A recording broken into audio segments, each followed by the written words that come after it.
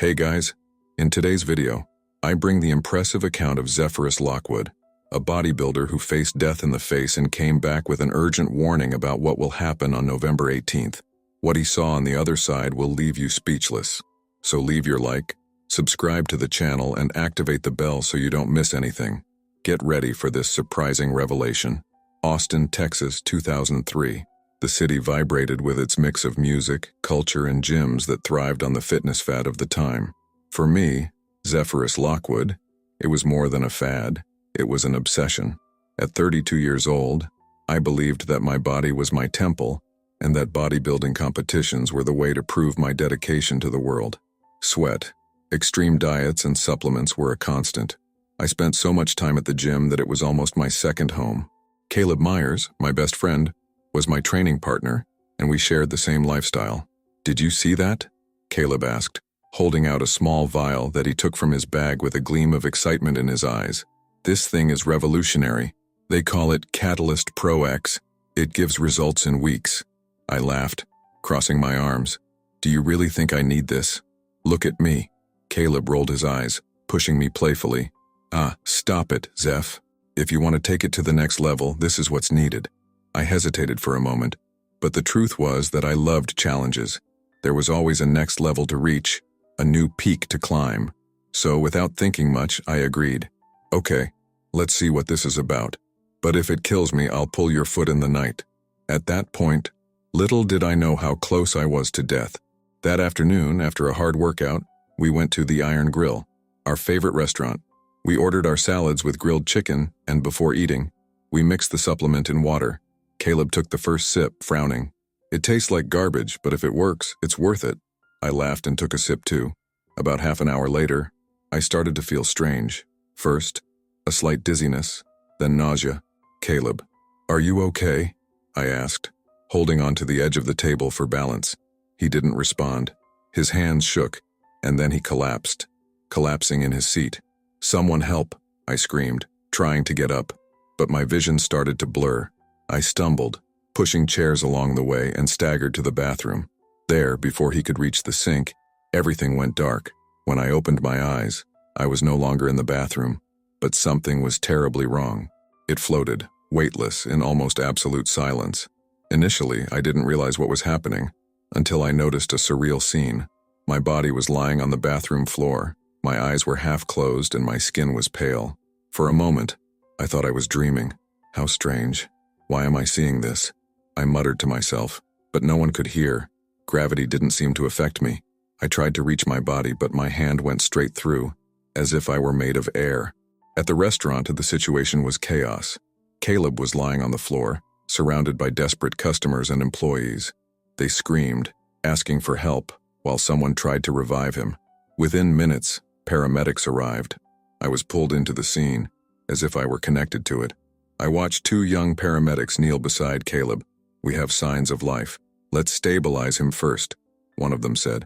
While they were working on Caleb, a third, more experienced paramedic entered the bathroom and found my body. "We have another one here," he shouted, crouching down beside me. However, when he checked my vitals, his expression changed. He shook his head slowly. "This one is gone. Declare him dead." I watched everything in disbelief. "What do you mean? That's it? I'm here, I'm fine." But my words were nothing more than echoes in the void. My body was placed in a body bag, and the bathroom door was closed. It was a bizarre spectacle. Me, on the outside, watching myself being treated as if I was finished. However, something started to change. A soft, golden light appeared in the room, enveloping everything around me. It was no ordinary light. It seemed alive, pulsing. I felt drawn to her, as if she were calling me. At the same time, one of the paramedics, Mason Rhodes, a young man with a nervous expression, hesitated. He looked at the body bag and frowned, as if something was bothering him. "I don't know why, but I feel like I need to try one more time," he said, almost whispering. "Rhodes, he's dead. Stop wasting time," said the team leader. But Mason ignored it. He attached the defibrillator to my chest and tried the first charge. Nothing. Then the second. Nothing. "Mason, that's enough," shouted his supervisor. But on the third try, something miraculous happened. Mason Rhodes held the defibrillator with shaking hands. Each pulse of the equipment seemed to echo like a drum in his head. His superiors kept shouting, "Give up, Mason. He's dead." But inside him, an inexplicable force insisted. I don't know why, but I feel like I can't stop now," he muttered, more to himself than to the others. He positioned the electrodes once more. Charging. 360 joules. Clean. As I observed everything from outside my body, I saw the golden light intensify around me. It pulsed with a warm, comforting energy unlike anything I had ever experienced. Suddenly, a powerful and clear voice echoed in the room. "This one isn't dead." The other paramedic stopped, shocked, looking for where the voice was coming from. It was as if the air around us had spoken, deep and impossible to ignore. Mason looked around, confused, but something inside him glowed with renewed determination. "Again," he said, defying all logic or protocol. He pressed the defibrillator to my chest and it went off. This time something happened. My body shook violently, and the light around me exploded in intensity. I felt, for the first time, a direct connection between myself, the light, and my body. It was as if an invisible thread began to pull my consciousness back into my physical body. "Mason, he's still not breathing," one of the paramedics warned, but Mason didn't give up. He began chest compressions while muttering, "Come on, man, come back, come back." Outside where I was floating, the tunnel of light began to form, shining with an indescribable intensity. I felt like I was torn between two worlds. Part of me wanted to move forward, towards that infinite peace, but another part of me felt that something important still needed to be completed.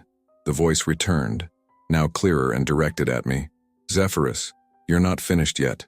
Come back." On the third attempt with the defibrillator, my body reacted. A moan escaped my lips, followed by a rush of air that made everyone in the room flinch. Mason fell back, looking at me in disbelief. He's breathing." I felt physical pain rip through my chest, but what hit me most was the sensation of being pushed back into my body. It was as if my soul was being squeezed to fit back into that prison of flesh. The medical team rushed to stabilize my condition, while Mason looked at me with a mixture of relief and shock. "I don't know what happened," he said, voice barely above a whisper. But I knew you weren't really dead." Outside my body, the golden light began to fade, but not before engulfing me in one last wave of heat. In the back of my mind, a message was recorded. "Prepare yourself, Zephyrus. Your journey has just begun." The pain of returning to my body was brief, like a shock that soon disappeared. But before I could fully comprehend what was happening, I was pulled out of earthly consciousness again. This time, there was no chaos, voices, or shouting. There was only light, a light so bright that it seemed to fill every corner of my being. But at the same time, it didn't hurt my eyes. I felt light, lighter than I ever thought possible. Around me, a vast field stretched out, but it was not like any field on Earth. The grass glowed with gold and green hues, almost as if it was made of pure energy. The air vibrated with a soft melody, as if the environment itself was singing. Every sound seemed to resonate directly with my heart. "You have come home," said a voice, and as I turned, I saw the being of light for the first time. It was impossible to describe it completely. Its shape was vaguely human, but it had no defined features. His body seemed to be made of a mixture of white and golden light, gently pulsing. The only thing that was absolutely clear was the love that emanated from him, so pure and absolute that I felt tears running down my face. Who are you?" I asked, voice shaking. "I am the one who came to guide you," replied the being, his voice like a choir of 1,000 tones, conveying calm and security. Before I could ask another question, he reached out a hand, or what felt like a hand, and touched my shoulder. Instantly, the environment around me changed. I was taken to a place that resembled a vast university, with majestic buildings made of light. People were spread out there, studying, sharing, learning. They were not ordinary people. Each of them shone with its own intensity, as if they carried a divine flame within them. "What is this place?" I asked. "It's where souls come to learn. Every lesson you learned on Earth is deepened here. But look, Zephyrus, not everyone can access every space. It all depends on the vibration of your soul." I watched as some of the buildings were completely open, while others seemed to be surrounded by invisible barriers. The being of light continued, "Your vibration determines what you are ready to receive. On Earth, you call this spiritual growth." I was then taken to a more peaceful place, a field covered in flowers that seemed to whisper ancient secrets. There, the being of light turned to me. "You need to understand something important before you return." I nodded, unable to speak. I was filled with a sense of reverence and humility at the magnitude of what I was experiencing. "November 18th will mark the beginning of a great planetary transition," explained the being. "Dense forces will try to dominate, but those who raise their vibrations through love, prayer, and meditation will resist. You were chosen to share this message, to help others prepare." Before I could ask further, the being touched my forehead. Suddenly, a flood of information entered my mind, as if I were absorbing years of learning in seconds. "This knowledge will stay with you," he said, "but you will have to choose how to use it." In the distance, I heard a familiar voice, like an echo coming from far away. It was my brother, Elliot, praying. The feeling of being pulled back started again, but now I knew my journey was far from over. While my brother Elliot's voice sounded like a distant echo, the being of light remained by my side, remaining calm amidst the whirlwind of emotions swirling within me. I felt an inexplicable connection to him, as if he were an ancient and familiar presence, something I had always known but had never consciously acknowledged. "Zephyrus," the being began, his voice deep and smooth, "there is much you must understand before you return. Your mission will be clear, but your choice will determine the impact it will have." I was transported again to a different place, more vast and indescribable. All around me, an infinite sky seemed to vibrate with energy. I could see moving spheres of light, some bright, others more opaque, as if they carried weights that prevented them from ascending.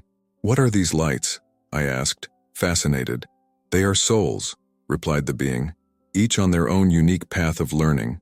Some shine brightly because they have aligned with divine purpose, while others are overwhelmed by the dense energies of the earth." The being turned to me, its gaze, or what seemed like a gaze, piercing my soul.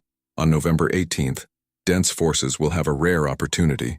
It is a time of energetic transition, where lower vibrations will attempt to take control, both on the planet and in human hearts. But those who connect with love, prayer, and meditation will not only endure, but also help raise the vibration of the earth." "How can I help?" I asked, my voice thick with urgency. "You will be a messenger," said the being, "but it will not be easy. Many will not believe you. Some will ridicule your experience. Others will simply ignore it. Still, your truth must be shared. Every soul that listens and acts will be a flame lit against the darkness." I felt a weight in my words as I murmured, "What if I fail?" The being smiled, radiating infinite compassion. "You cannot fail, Zephyrus. Every positive action, no matter how small, creates ripples that spread beyond what you can comprehend. Just do your part." At that moment, I was flooded with a vision of what the earth would be like if more people connected with higher energies. I saw people united in love and harmony, helping each other, living more consciously. But I also saw the opposite, the impact of dense forces, which manifested as fear, anger, and destruction.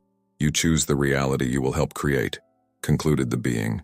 Before I could ask further, my brother's voice grew louder, almost like a physical tug. I knew I was being called back. The being of light approached and, with a delicate gesture, touched my forehead again. "When you return, remember, all that really matters is love. He is the answer to all questions." Suddenly, the light around me began to fade, and the feeling of being sucked back into my body took over. The last thing I heard was the being's voice. "Trust yourself, Zephyrus. You are more capable than you believe." Returning to my body was a feeling of unimaginable discomfort. It was as if my soul was being compressed to fit into a limited physical form. However, before earthly consciousness fully caught up with me, I was immersed in something I didn't expect, a complete overhaul of my life.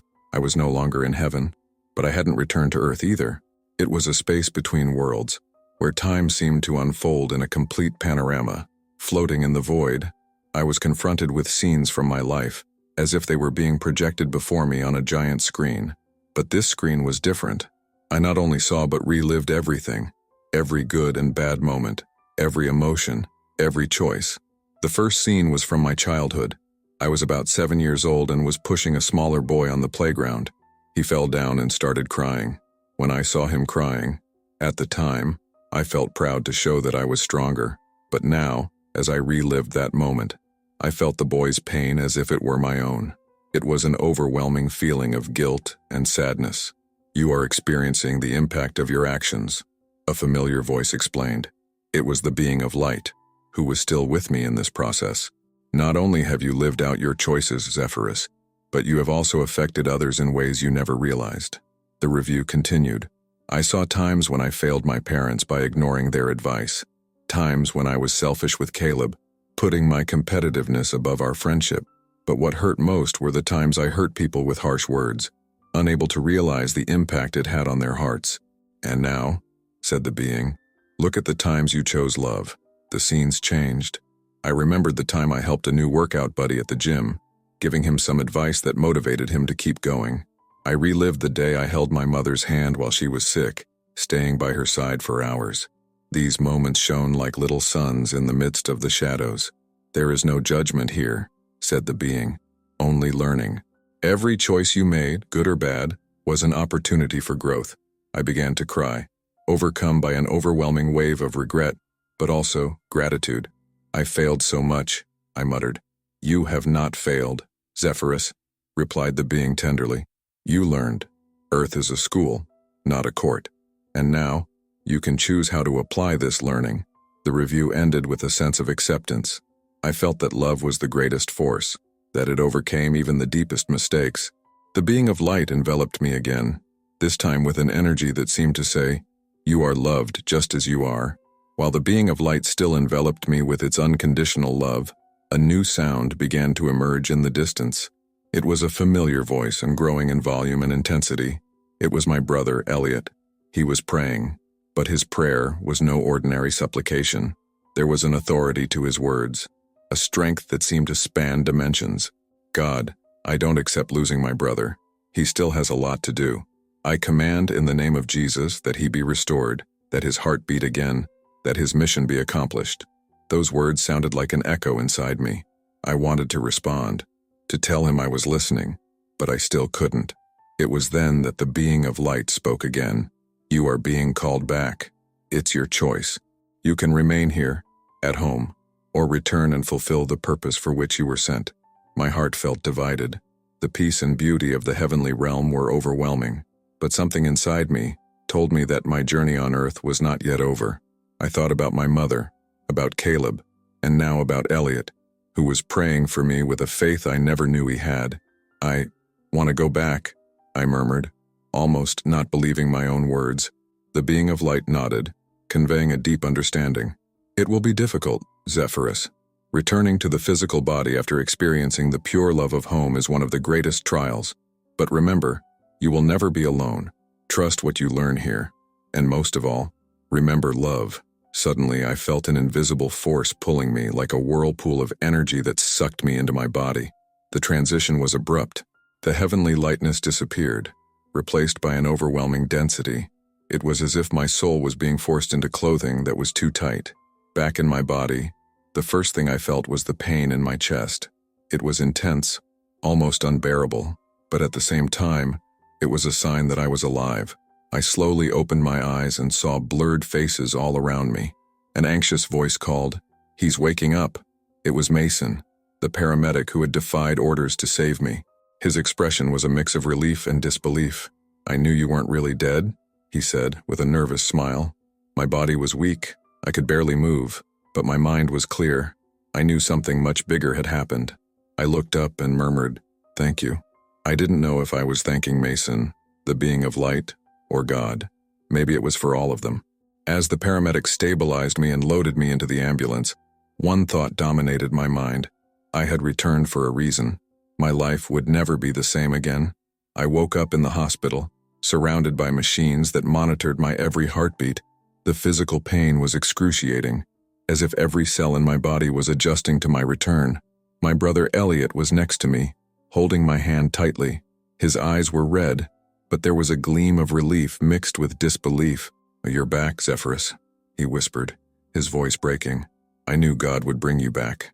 I tried to respond, but my throat felt dry and my voice seemed stuck somewhere deep.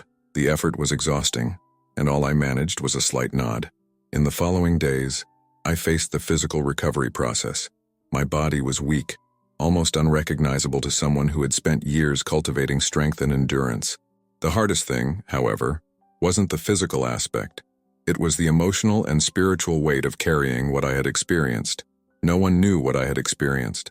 How could I explain that I had been on another plane of existence, that I had met a being of light, reviewed my entire life and been given a mission? It seemed surreal even to me. One afternoon during my rehabilitation, Caleb came to visit me. He was still shaken by what had happened, struggling with the guilt of offering me the supplement.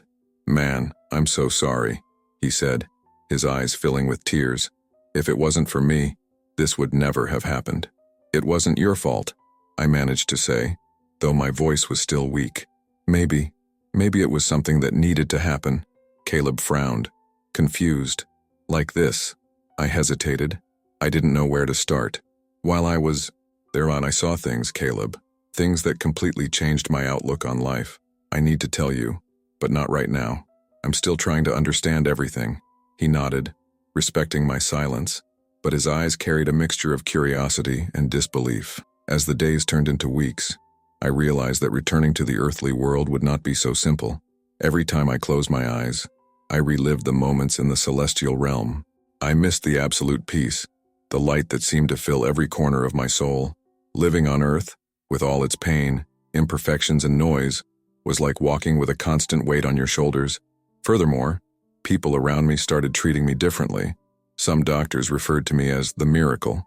Others looked at me skeptically, as if they expected me to provide a logical explanation for the impossible. Even Elliot, who had been the bridge between me and the divine with his prayer, was curious. "What did you see, Zephyrus? What happened while you were dead?" "I saw home," I replied, finally breaking my silence. "And I discovered that there is so much more to life than we think. I need to share this, but I don't know where to start." "Start at the beginning," Elliot said, smiling encouragingly. But sharing my experience felt scary. I knew there would be skeptics, critics and doubts, but I also knew that was the reason I came back. It was my mission, even if it cost everything. The process of sharing my experience began as a whisper. It was difficult to put into words everything I had experienced, as if each attempt to describe the celestial kingdom diminished its depth. However, I knew I needed to start. My first audience was my brother, Elliot, who listened intently, holding my hand whenever I hesitated. "I've seen things I can't explain," I began, as he encouraged me with his gaze. "A being of light, a place that seemed to radiate life, and a mission. They said I needed to help people understand what really matters in life." "You were chosen," Elliot said, with a conviction that surprised me. "But that doesn't mean it will be easy." He was right. When I started telling my story to others, I faced a range of reactions. Caleb was the first to hear. Besides Elliot, initially, he seemed confused, even a little uncomfortable. "Are you saying you saw the sky?" he asked, with a raised eyebrow. "It wasn't exactly heaven like we imagine," I explained.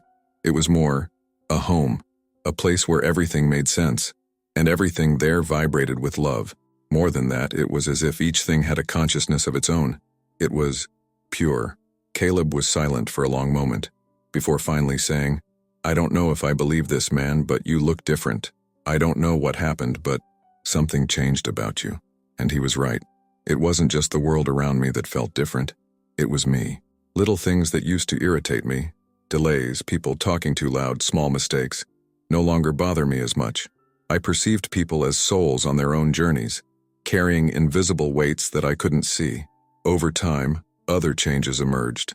I realized that I could no longer live life the way I used to. The obsession with the physique, with the perfect body, has lost its luster. I gave up exhausting workouts and stopped worrying so much about my appearance. Instead, I began to search for something deeper, a connection with other people, with nature and, above all, with God.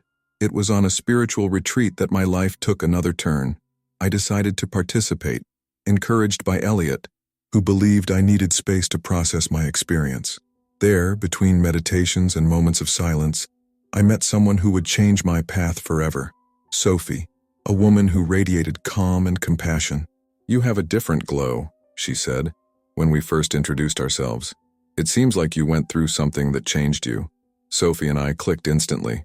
As we talked, I realized that she too had faced a spiritual journey, albeit in a different way. Sharing my story with her felt natural, and her response was a mix of understanding and support. "You were brought back for a reason, Zephyrus," she said. "Now your mission is to figure out how to fulfill that purpose." With Sophie by my side, I found the strength to start talking publicly about my experience, first in small groups, then at conferences, and eventually on larger platforms. Each time I shared my story, I felt the weight of some people's skepticism, but I also saw transformation in those who believed. My life had completely changed. It was no longer about appearance, success, or material achievements. It was about love, authenticity, and helping others see the beauty and purpose in life. November 18th is quickly approaching, and with each passing day, I feel the weight of the being of light's words growing within me. There is a constant sense of urgency, as if something invisible to the physical world is about to unfold. I spend hours in silence, meditating, trying to connect again to that heavenly light that changed my life. Sophie has been my greatest ally. Today, as we drink coffee on the porch of her house, she watches me with that look that seems to see my soul. "Are you ready to share this with more people, Zephyrus?" she asks calmly. "Ready? I don't know if I ever will be," I admit, running a hand through my hair. "But I know I need to do something." She smiles and touches my hand. "So start small. A meeting. A space to talk about what you know. You don't have to save the world alone." These words echo inside me. I don't need to do everything at once. This thought brings me unexpected relief. I agree to organize a small meeting in the local community, something intimate, where I can share my experience without pressure. The preparations are simple but full of meaning. I choose a community room attached to a church, a cozy space that holds around 50 people. I don't make big announcements. I just rely on word of mouth and some personal invitations. Caleb, who has been a devoted friend since the incident, helps organize the chairs and sound system. "You sure about this, man?" he asks as he adjusts the microphone. "No, but that's what makes it important," I reply, smiling slightly. On the day of the event, I arrive early. The room is silent, but I feel the energy in the air. Sophie, Caleb, and Elliot are present, offering moral support. Little by little, people start to arrive. Some are familiar faces from the gym or the neighborhood. Others, strangers attracted by curiosity or someone's recommendation. When everyone is seated, I get up and position myself at the front of the room. My breathing is heavy. My heart is racing. But then I look at Sophie, who is sitting in the front row, encouraging me with her gaze, and I feel peace wash over me. "Thank you for coming today," I begin, my voice firmer than I expected. "I know many of you may be wondering why we are here. I want to share a story that may seem too incredible to be real, but it is the truth of my life." As I recount the events, the breakdown in the restaurant, the encounter with the being of light, the review of my life, and the profound lessons I received, the room falls into absolute silence. Every word I say seems to carry the weight of the experiences I've lived. When I get to the part about November 18th, I take a deep breath before continuing. I have been warned of a planetary transition, a time when dense forces will attempt to dominate. I am not here to spread fear, but to remind you that love and prayer are our most powerful tools. We can prepare, not with weapons or fear, but with a change in how we live our lives on a daily basis. The questions that follow are challenging. "How do you know this is going to happen?" asks a woman. "Aren't you afraid of being mistaken?" asks another man. I don't know how to explain how I know, I answer honestly, but I can say that the message I received wasn't one of fear, it was one of hope. If just a few people open up to the idea of living with more love and purpose, it will have been worth it. At the end, several people came to thank me, some with tears in their eyes. Caleb approaches, looking more thoughtful than ever. "Zeph, this is really big. I don't know if I understand it all, but I think I believe you." As Sophie and I tidy up the space after the event, I feel a lightness inside me. I don't know what November 18th will bring, but I know I'm doing what I can to prepare those around me. And that, for now, is enough. If you like this beautiful spiritual testimony, leave a like. Comment on your impressions. Subscribe to the channel and don't forget to activate the notification bell to watch each new video and help us spread this message to a greater number of people. Until next time.